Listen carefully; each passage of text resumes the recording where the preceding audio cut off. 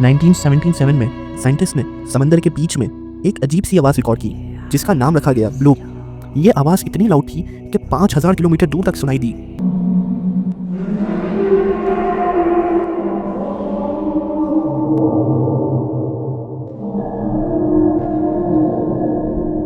अब समंदर से आई आवाज़ इतनी पावरफुल हो तो सवाल बनता है ये था क्या। लोग थ्योरीज बनाने लगे, शायद ये कोई जाइंट सी मॉन्स्टर है जो समंदर के गहरे अंधेरे में छुपा हुआ है, मतलब एक गॉडजिला या कोई और क्रिएचर।